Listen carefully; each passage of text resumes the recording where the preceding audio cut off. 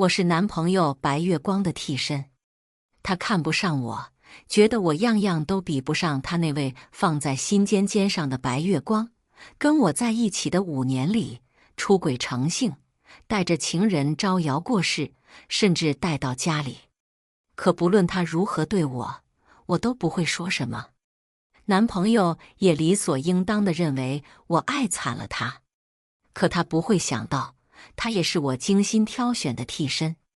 姐姐可千万别怪罪我，我也没想到我随口一提，他就真把你当佣人。看看你这双细嫩的小手，他也真舍得。女人漂亮的眼睛里满是挑衅。你的敌人不是我。我盛好了菜，才抽空看了他一眼。你是他这个月带来的第5个了。女人漂亮的脸颊瞬间染上红色，她愤愤瞪了我一眼，扭着小腰又去找顾城了。我知道顾城一定会哄好她。我的男朋友有这个本事。他帅气多金，温柔迷人，足以让许多情人趋之若鹜。5年来，我因为长得像他爱而不得的白月光，才得到了他顾总恋人的入场券。在这5年中，我做好替身的本分，就像一条忠实的狗，召之即来，挥之即去。看着他和各种女人成双入对，我随叫随到，言听必从，为他准备烛光晚餐，订5星级酒店。甚至在他嘲讽我的女朋友啊，上得厅堂，下得厨房时，我就真的下厨，为他和情人做了一顿饭。今天他们吃过饭，顾城便让那女人离开。顾总，女人眉目含情，穿着黑丝的脚去勾顾城。顾城脸上带着温和笑容，懒散地倚靠在沙发上，身上的气场却骤然变冷。同样的话，我不喜欢说第2遍。女人讪讪地离开了。我靠着门，笑眯眯看她出去，贴心地说：“路上小心。”她瞪着我，表情扭曲。“你在装什么？”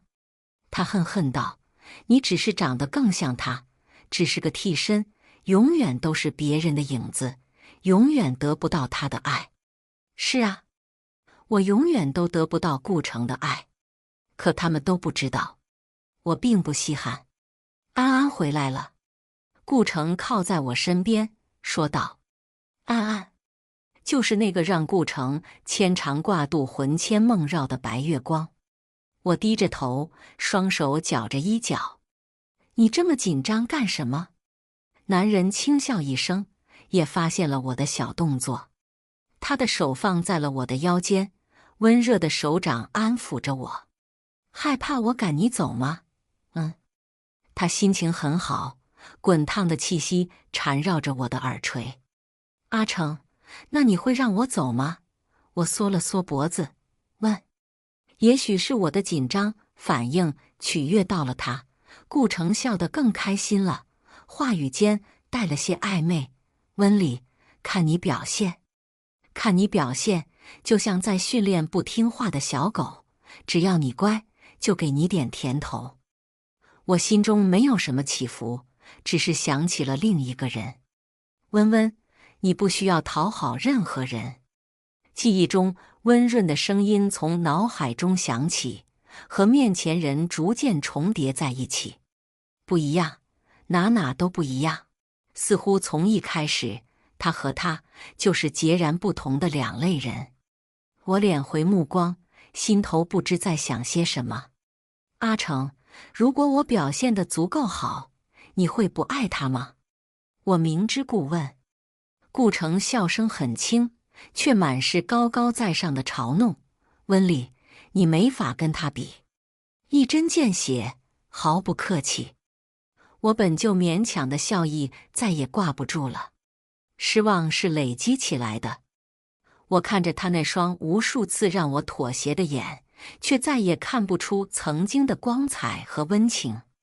他终究不是我爱的那个人。我轻轻推开他，没有在意他眼中错愕。“阿成，不用担心，我会主动退出的。”我又让顾城生气了。他似乎没有想到，我这个舔了他5年的舔狗，竟能这么平淡地放下。他以为我会嫉妒，会吃醋，会拙劣地争宠，只求他能把目光停留在我身上一瞬。毕竟这5年来，我一直都是这样做的。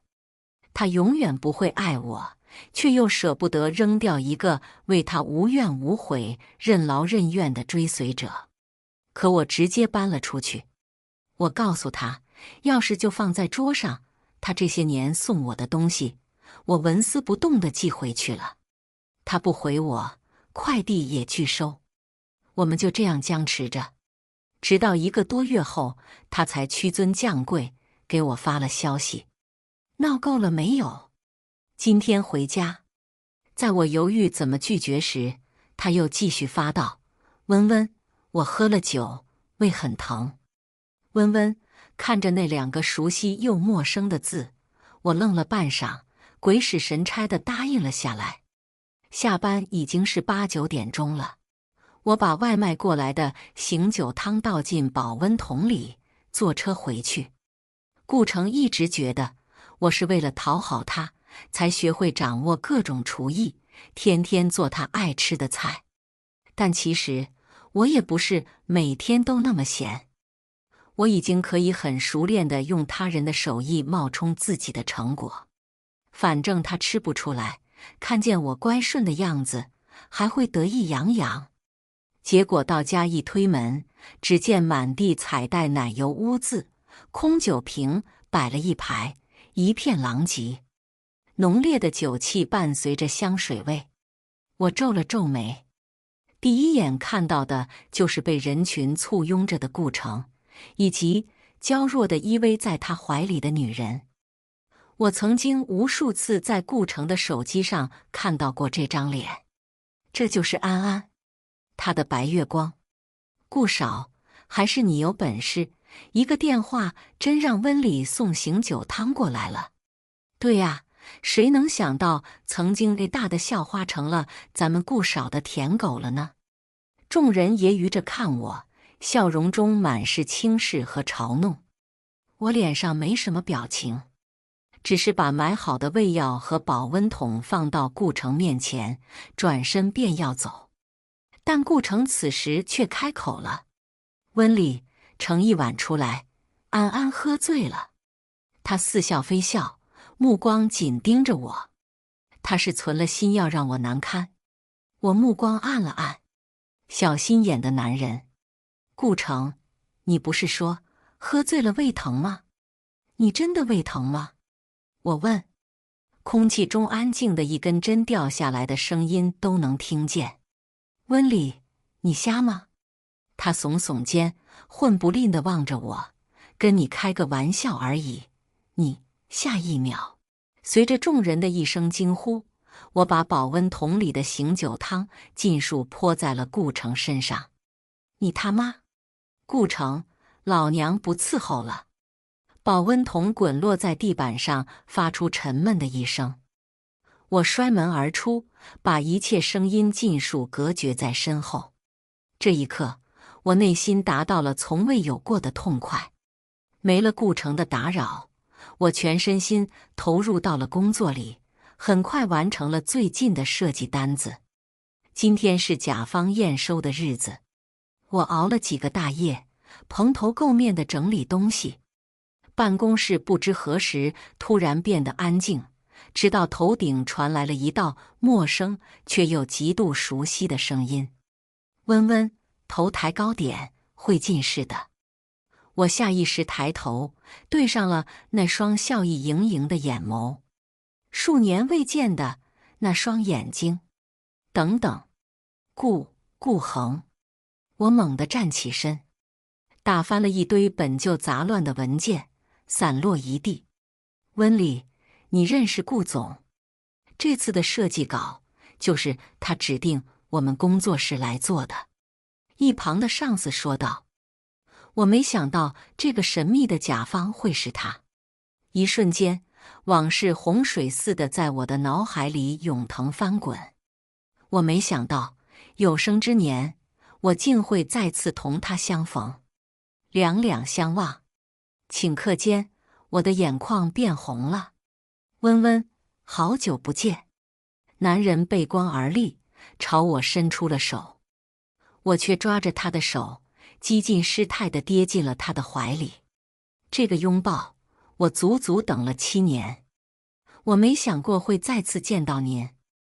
我坐在顾恒对面，咖啡的热气冉冉腾上空中，也遮住了我逐渐通红的眼眶。温温，几年不见，你同我生疏了好多。男人还是用那双熟悉的眼神温柔地看着我。触及往事，我一时情绪翻涌。7年了，我还以为你这辈子都不想见我了。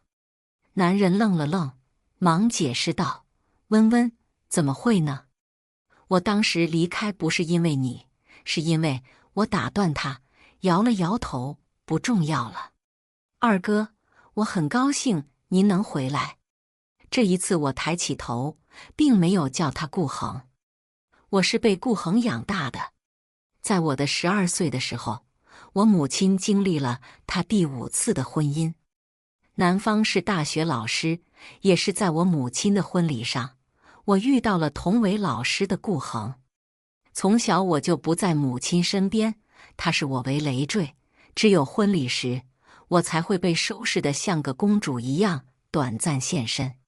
可那次不一样，唯一疼爱我的爷爷奶奶去世了，我妈不得已带着我，却又把我丢在婚礼酒店里。众人散去，唯留我一个小姑娘，穿着单薄的小白裙站在大雨中。是顾恒将我捡回去的。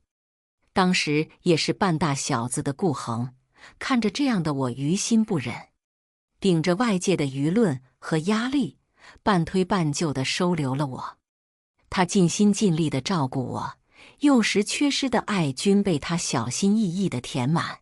在那6年中，我被珍视着长大。尽管因为我这个小拖油瓶闹了许多麻烦，他也毫无怨言。可我却在18岁的那一年，对顾恒产生了不该有的心思，以至于本该结婚的他，2次恋爱均被我搅黄。他在我偏执又疯狂的爱恋下，几乎是落荒而逃。温温，你已经长大了，这些年来是我惯坏你了。我永远忘不了顾恒临走前的那一夜。往日里总是温温柔柔眼角带着笑的男人，却皱着眉，第一次对我说了重话。温温，你每次赌气时才会唤我二哥。思绪被顾恒的话拉了回来。我手中的咖啡已经凉了，表面浮着一层奶渍，倒映着我失神的眼。我喃喃道：怎么会呢？我怪谁都不会怪你的。这位善良了一辈子的男人，他最大的失误就是收留了我这个白眼狼，以至于让他在这7年中被迫背井离乡，颠沛流离。尽管如此，在大学4年，他还是会在我的银行卡里准时汇款。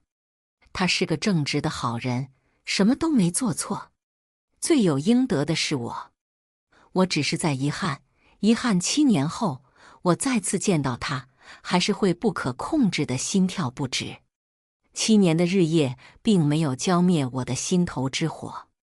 顾恒回来后，我又搬到了那个久未涉足的家，里面的一切都没有变，我们似乎又回到了从前，只字不提这7年发生过的一切。我想顾恒一定是知道的，整个 A 城都知道我是顾城的舔狗，可他不会提起，我也默契地装傻。但我没想到，时隔3个月，顾城竟会找到这里。那天，正当我挽着顾恒的胳膊，笑意盈盈地出门时，一抬眼便撞上了整张脸黑透的顾城。我心头一惊，准备拉着顾恒躲开时，顾恒却难得强势地抓着我的手腕，一步步向前。温温，这么多天，我都在等着你跟我解释。动作满是不容置疑。我被迫上前，夹在两个男人中间，看着两张相似异常的脸，只觉得世界末日都没有此时恐怖。二叔，顾城。两个人异口同声开口，我缩了缩脑袋，只恨自己不是鹌鹑。怪不得他们长得那么像，怪不得我会因为那双酷似顾恒的眼睛，在顾城待了那么多年。原来，温里，你不解释一下吗？顾城咬牙切齿看着我，如果眼神能杀人，我想我已经死了无数次了。我没什么可说的，我努力降低存在感，声音越来越低。的确，看着这两张极度相似的脸，我的一切解释都是苍白无力的。大家都知道我是顾城白月光的替身，就连顾城本人也认为我爱惨了他。可他永远不会想知道，他也是我精心挑选的替身。骄傲如顾城，我原以为他会毫不留情地转身离去，可让我没想到的是，他又来了。几个月不见，他憔悴了很多。尽管穿着得体又昂贵的西装，可眼底的红血丝还是暴露了他的疲惫，像是战败的狮子，尽管落魄不堪，可还是倔强地昂着头。二叔，温温是我的女朋友。顾城单刀直入说道。我被吓得从沙发上弹起来，指着他话都说不利索。不是的，我们已经分手了。顾城面色一僵，整张脸长红起来。我没有同意。温里，我从来没同意分手的事。我们都在一起5年了，我们就从来没分开过。你明明那么喜欢我的，你还说离不开我，为了我什么都愿意做。温里，我不信你要跟我分开。顾恒用探究的目光看向我。分手5年，喜欢。我立马手举过头顶发誓，我们早就分开了。温里，你耍我是不是？见我这么快的撇清关系，顾城急了，也站起身来怒视着我。你他妈别告诉我，对我的一切好都是因为他。他的一声怒吼过后，屋子里陷入了诡异的沉默。在僵持的几分钟后，顾恒打开了家门，做出了请的手势。既然如此，请回吧。顾恒轻轻挡在我的前面，一如从前保护我的姿态。好样的，温里。我可以走，但我只问你一件事。顾城捏着拳头，眸子仿佛要喷出火一般。这5年中，我一直是他的影子，还是你也有一瞬爱过我？顾恒见我脸色不好看，正想继续驱赶时，我拦下了他的动作。二哥，让我跟他说清楚吧，迟早要面对这一天，逃避是没用的。好，温温，我进书房等你，有什么事就叫我。顾恒犹豫了片刻，还是尊重我的决定，拍了拍我的肩膀。我看着他走进书房，等书房门关上的那一刻，我缓缓收回视线，对上了顾城恼羞成怒的目光。有些事也只能我们之间说得清楚了。顾城，你怎么知道我在这里的？我静静地看着他，内心早就没了丝毫的悸动。温里，是不是我不找你，你这辈子就不会来找我了？我他妈一直在给你打电话发短信，你有回过我一次吗？我天天都在等你来找我，这几个月，你有一刻想过我吗？顾城眼眶一红，连珠炮似的质问起来。温里，我们有误会，难道不能当面说清楚吗？那可是5年啊！我们在一起了足足5年，就那样结束了吗？你嘴上说的多爱我，可我看你比谁都狠心。你知道我这些天是怎么过来的吗？我每天都在想你，我想你温声软语的跟我说话，我想你给我做的醒酒汤，我想一回家就是你热气腾腾的饭在等着我，顾城越说越激动，一时间声音都大了几个分贝。平日里不可一世的天之骄子，此时却连声音都带了哽咽。我听着他的崩溃，内心没有一丝波动，只觉得漏洞百出，丑态毕现。眼看着他的手就要靠近我，我皱着眉躲开了。拉开安全距离后，我才缓缓开口：“顾城，你在自我感动什么？是我对不起你的吗？带女人回来的是你，折辱我的也是你。这5年里，你想要什么我就给你什么，让我干嘛我就干嘛。你的那些龌龊事放在任何人身上早就受不了了。我目的不纯，所以才一再让步。顾城，别在这里假惺惺了。难道我们不是各取所需吗？”我一字一句说道，看着他的眼神逐渐变得充满厌恶。还是说，顾少，你玩不起？顾城整个僵在原地，眼睛都红了。他被我的话伤到了。温丽，你比我恶劣多了。你是骗子，骗了我5年，我一直都是那个男人的影子，对吧？你如何忍心？他的话语间带着浓浓的委屈。曾经我会心软，此时却毫无波澜。我看着他叹了口气。顾城，5年了，我已经足够了解你，你只是不甘，只是不适应，失去一个任劳任怨、甘之如饴的保姆，不是吗？他不爱我，只是偏执的占有欲作祟，让他尽管不爱，也舍不得拱手相让。就像是放在阁楼的破旧玩偶，从前毫不在意，可有人想要带走时，却觉得无比重要了。顾城，做人不能太贪心，安安在等你，不是吗？我轻声道。顾城辩解不了，是他亲手将我推远的，无法跨越，无法弥补。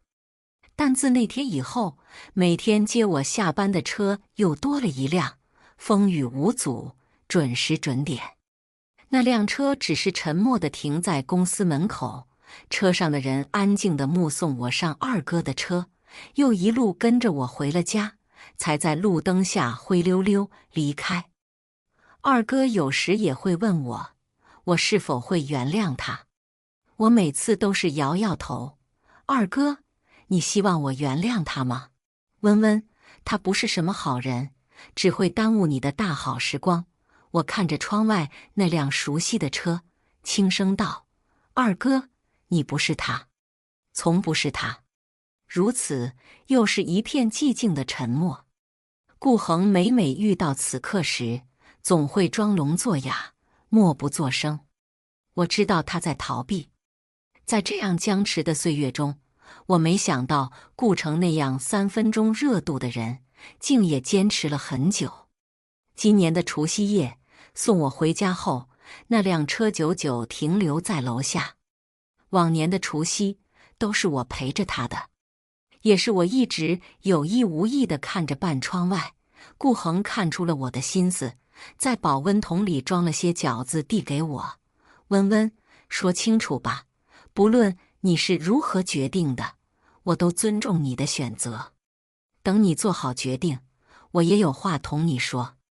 顾恒目光灼灼看着我，我在他的眼中看出了一些不同的情绪，转瞬即逝。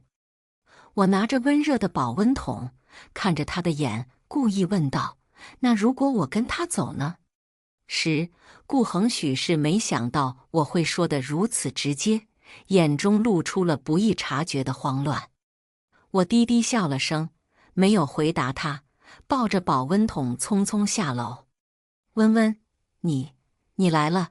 顾城似乎没想到我会下来，他手足无措地从车里出来，满是慌乱无措。1.85米的大男人在我面前缩成个小鹌鹑，整个人瘦了一大圈，看起来像是好久没有睡个好觉，死气沉沉的。我把保温桶递给他：“顾城，过年好。”他支吾着接下，站在原地犹豫了很久，才拿出一份文件。温温，我已经不和过去的那些人一起混了，我澄清了，你不是我的舔狗，我跟安安也断了。你说的对，我从一开始就错了，我并不爱他，只是因为得不到而不甘心。他信誓旦旦地跟我坦白，看着我目光中满是眷恋和小心。温温，我说这些话也没有非让你做决定的意思，我只是想补偿你，想告诉你我的心意，我的决心，这个是我们的家，我已经签到你的名下了。温温，我真的爱上你了，也离不开你，我只求你给我一次将功补过的机会，我会证明我的爱，我会把这5年来缺失的爱都补偿到你身上。顾城，你不是问过我是否爱过你吗？眼看着顾城越说越激动，我轻声打断他。那么现在，我告诉你答案，我并不是完全不心动。在我们的5年刚开始时，我记得你深夜为我揉肚子，记得你在众人面前为我撑腰，你说着我是替身，却又忍不住幼稚地一再试探我，用折辱我的方式来试探你在我心里的位置。我是爱过你，爱顾城这个人，而不是顾恒的替身。可是，顾城，我也会受伤的。对不起。我闭上眼，缓慢说出了那3个字，彻底将我们的缘分之绳斩断。绝情的话说了1000万遍，可人非草木，5年，石头也会动情。如果没有爱，又如何能支撑我挺过这5年的漫长岁月呢？我心动过，也仅仅是曾经。顾城听着我难得说了很久的话，他沉默了很久，在我几近以为时间停滞的时刻，他落下了一滴滚烫的泪，砸在地板上，发出清脆的一声。顾城，我从未见过他这副失态的模样，一时也有些紧张了。他用袖子紧紧捂着眼，肩膀在微微颤抖，打断了我逐渐靠近的动作，带着明显的哭腔。下一秒，他跪倒在了我的面前。温温，你喜欢他也没关系，你把我当替身也没关系，别丢下我，别不要我，我只要你爱我，我只求你爱我。男人说到最后红了眼眶，话语间破碎的不成样子。周围来来往往的人被这边的动静惊扰，看了过来。可一向爱面子的顾城却毫不在意，只是用祈求的目光看着我。我被吓得踉跄着后退2步，眼角余光看到窗外一闪而过的人影时，我狂跳的心脏意外地安静了下来。我比谁都清楚，有些事错过就无法挽回。我深吸一口气，再次睁眼时恢复了往日的冷静。顾城，我们分手吧。所以，我要牢牢抓住重要的人，不要再次错过。我在众人目光的洗礼下，说完那句话便翩然上楼。顾城还跪在地上，哭着缩成了一团，看起来好不可怜。我的心有一丝的触动，但更多的是无动于衷。在我决定好分开的那一刻，他的眼泪或脆弱，皆与我无关。我迫不及待地打开了家门，一入眼，便又是那抹在窗台看见的仓皇逃窜的身影。顾恒，我大声又直白地唤着他的名字。男人即将躲进书房的身影僵硬了一瞬，平日里冷静自持的他，握着门柄的手却在微微发抖。顾恒，我拒绝他了，你不是要告诉我一件事吗？我对着他的背影说道。我知道顾恒要说什么，只是他在害怕。7年后的再次相逢，他面对我时明显多了一层逃避。顾恒叹息了一声，他低沉的声音缓缓响起：温温，我老了，我的温温长大了，变成漂亮的大姑娘了。他无不落寞地感慨道。当顾恒说出这句话时，也代表着他那隐晦的心事在我面前显露无遗。我早就发现了顾恒对我有情，只是这个别扭的男人总是顾虑太多，瞻前顾后，犹豫不前。他为我铺平了我未来的道路，而这一步需要我主动跨出去了。的确，那个曾经意气风发的男人，在岁月的搓磨下，鬓间已然多了几根白发。他已经35岁，到了一个男人的而立之年，却还是孑然一身，除了事业，无人相伴。可那又如何呢？顾恒在我心中是永远不会变的，他始终站在我年少的记忆里，仍旧是那位闪闪发光的少年郎。他可以衰老，可以落魄，甚至发福变形，我都不在意。不论过去多少年，他永远是我一切的目光所及，心跳所致，我最坚定的选择。顾恒，我是长大了，你看看我，好吗？我闭上眼，忐忑不安地等待着他的回答。下一秒，我被拥进了一个温暖的怀抱里。那一刻，我的眼泪也随之滴落。在我这荒唐的一生中，做错了很多事，也走了很多的歧路，时常看不清自己的心意，也说了不少口是心非的话。可这一刻，我终于赌对了。